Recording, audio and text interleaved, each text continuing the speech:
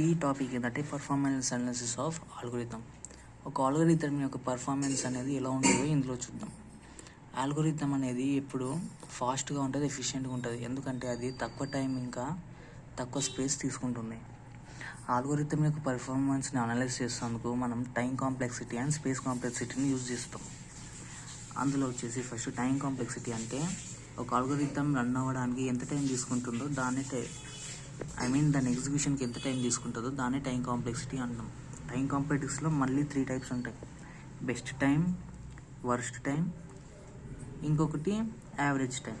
ఇప్పుడు best time అంటే best case time complexity అంటే బెస్ట్ టైం అంటే కొంచెం ఎగ్జిక్యూట్ అవ్వడానికి కొంచెమే టైం తీసుకుంది అనుకో, దాన్ని బెస్ట్ టైం అంటాం. వర్స్ట్ టైం అంటే చాలా లాంగ్ తీసుకుంటే దాన్ని వర్స్ట్ టైం అంటాం.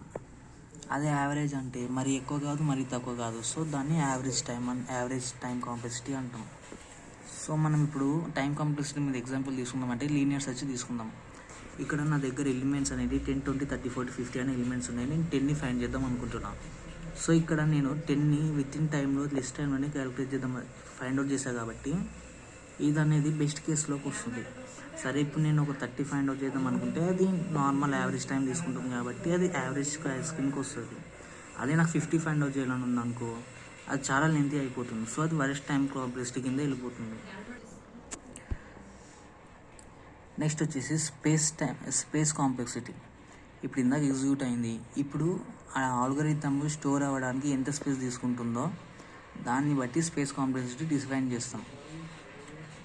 సో ఇందులో బెస్ట్ కేస్ ఉంటుంది, వర్స్ట్ కేస్ ఉంటుంది, యావరేజ్ కేస్ ఉంటుంది.